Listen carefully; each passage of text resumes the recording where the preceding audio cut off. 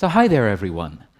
I would like to start by asking you a simple question, and that is, who of you wants to build a product that is as captivating and as engaging as, say, Facebook or Twitter? If you think so, please raise your hand. Something that's as captivating and engaging as Twitter. Great. Please keep your hands up. Now, those of you who have kept your hands up, please keep your hands up if you feel that you are spending more time that you should spend on sites like Facebook or Twitter, time that would be better spent with friends or spouses or doing things that you actually love. Okay. Those who still have their arms up, please discuss after the break. So why am I asking this question? I'm asking this question because we're today talking about moral persuasion. What is moral and immoral in trying to change people's behaviors by using technology and using design? And I don't know what you expect, but when I was thinking about that issue, I early on realized what I'm not able to give you are answers. I'm not able to tell you what is moral or immoral, because we're living in a pluralist society. My values can be radically different from your values, which means that what I consider moral or immoral based on that might not necessarily be what you consider moral or immoral. But I also realized that there is one thing that I could give you, and that is what this guy behind me gave the world, Socrates. It is questions. What I can do, and what I would like to do with you, is give you, like that initial question, a set of questions to work through, to figure out for yourself, layer by layer, like peeling an onion, getting at the core of what you believe is moral or immoral persuasion. And I'd like to do that with a couple of examples. As was said, a couple of examples of technologies where people have used game elements to get people to do things. So here's the first example, leading us to our first question. One of my favorite examples of gamification, Buster Benson's Health Month. It's a simple application where you set yourself health rules for 1 month. Rules like, I want to exercise 6 times a week, or I don't want to drink any alcohol. And every morning you get a little email asking you, well, did you stick to your rules or not? And you say yes or no to the different questions. And then on the platform, you can see how well you did. You can earn points for that. You can earn badges for that. That information is shared with your peers. And if you don't stick to a rule, you lose a health point, but your friends can chip in and heal you. A beautiful example. And I believe most of you will agree with me that kind of sounds like ethical persuasion, right? That kind of sounds like something that is good to do.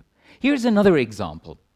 Very similar in the kind of thinking behind it, very different example, Lockers. It's a social platform where people set up profiles, and on those profiles, the main thing that they do is they put up product pictures, product descriptions of products that they like, and then they link their profiles with their friends.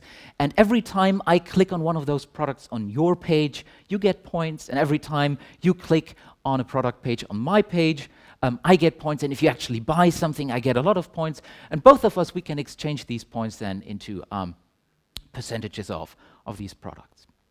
Now, I don't know how you feel, but personally, I think that Health Month is something that feels to me very benign and a good piece of, a moral piece of technology, whereas there's something about Locker that makes me feel a little queasy. And thinking about what is it exactly that makes me feel queasy here in this case, versus the other, was a very simple answer, and that is, well, it's the intention behind it, right? It's, in one case, the intention is that side wants me to be healthier, and the other side wants me to shop more. So that's the first, a very simple, a very obvious question I would like to give you. What are your intentions if you're designing something? And obviously, intentions are not the only thing. So here is another example for one of these applications. There are a couple of these kinds of eco dashboards right now. So dashboards built into cars which try to motivate you to drive more fuel efficiently. This here is Nissan's MyLeaf, where your driving behavior is compared with the driving behavior of other people, so you can compete for who drives around the most fuel efficiently. And these things are very effective, it turns out. So effective that they motivate people to engage in unsafe driving behaviors, like not stopping on a red headlight, because that way you had to stop and restart the engine, and that would use quite some fuel, right, wouldn't it? So despite this being a very, well-intended application, obviously there is a side effect to that.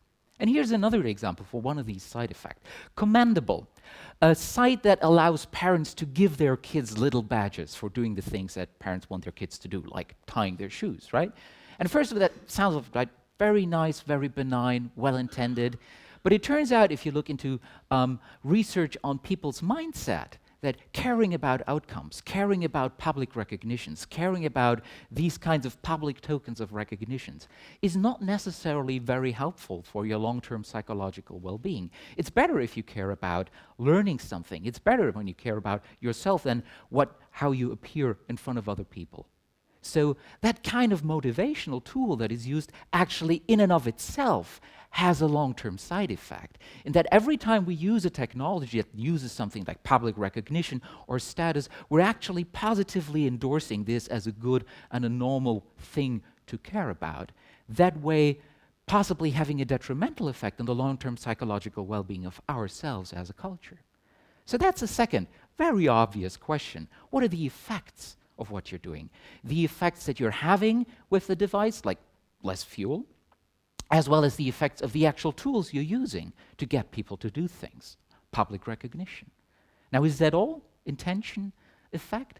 Well, there are some technologies which obviously combine both good long-term and short-term effects, and a positive intention like Fred Stutzman's freedom, where the whole point of that application is, well, we're usually so bombarded with tasks and requests by other people. With this device, you can shut off the internet connectivity of your PC of choice for a preset amount of time to actually get some work done, right? And I think most of us will agree, well, that's something well-intended and also has good consequences, right? In the words of Michel Foucault, it is a technology of the self. It is a technology that empowers the individual to determine its own life course, to shape itself.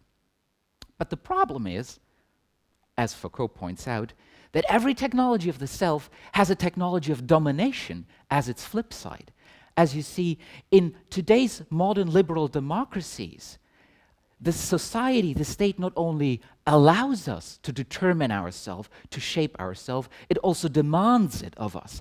It demands that we optimize ourselves, that we control ourselves, that we self-manage continuously, because that's the only way in which such a liberal society works. In a way, the kind of devices like Fred Stutzman's freedom or Buster Benson's Health Month, they are technologies of domination because they want us to be fitter, happier, more productive, comfortable, not drinking too much, regular exercise at the gym, 3 days a week, getting on better with your associate employee contemporaries, at ease, eating well, no more microwave dinners and saturated fats, a patient better driver, a safer car, baby smiling in backseat, sleeping well, no bad dreams.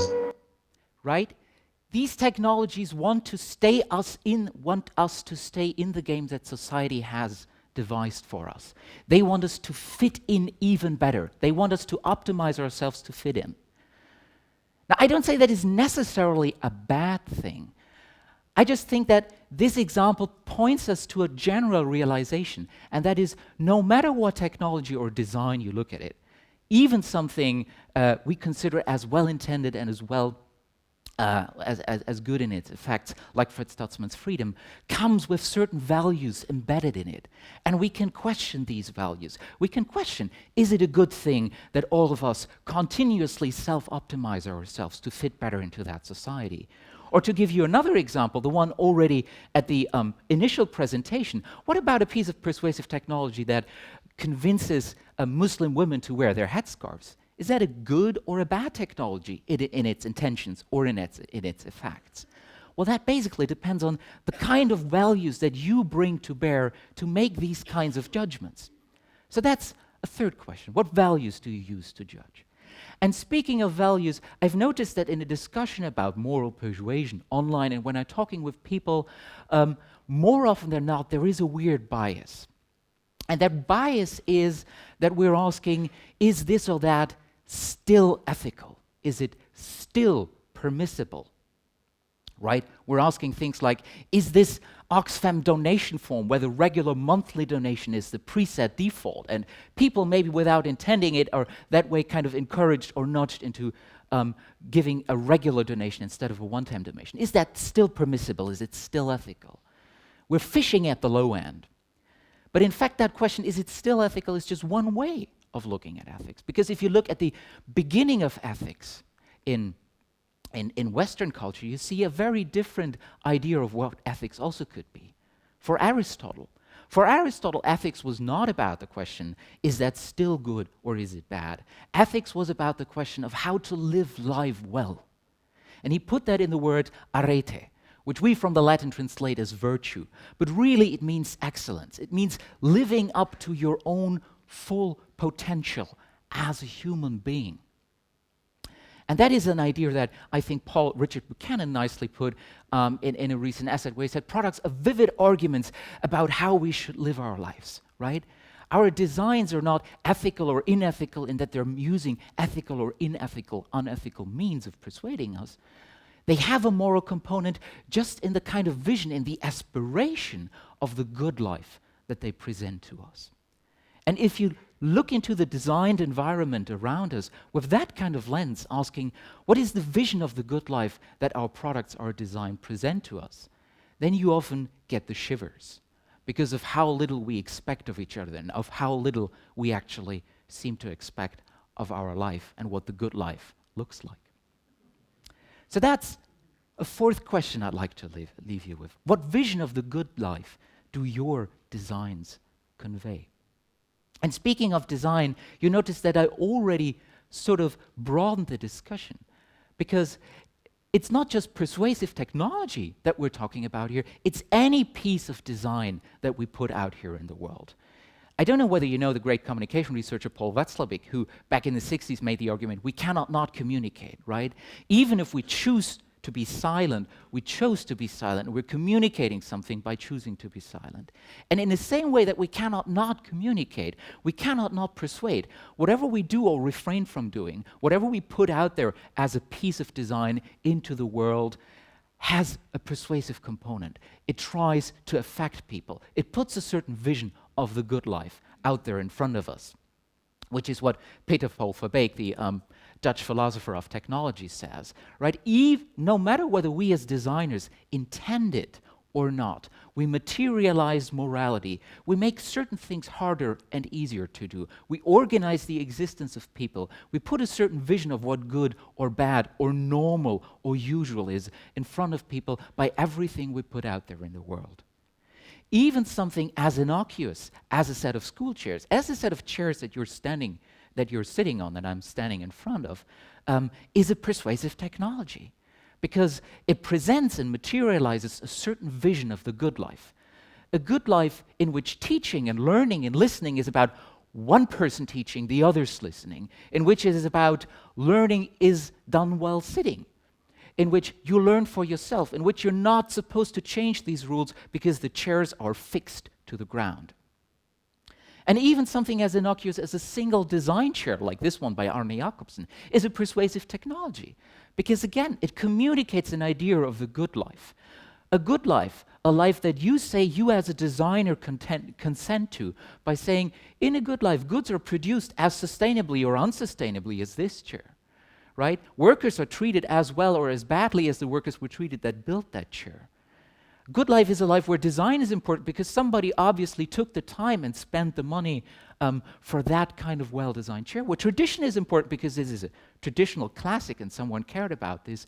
And where there is something as conspicuous consumption, where it is okay and normal yet they spend a humongous amount of money on such a chair to signal to other people what your social status is.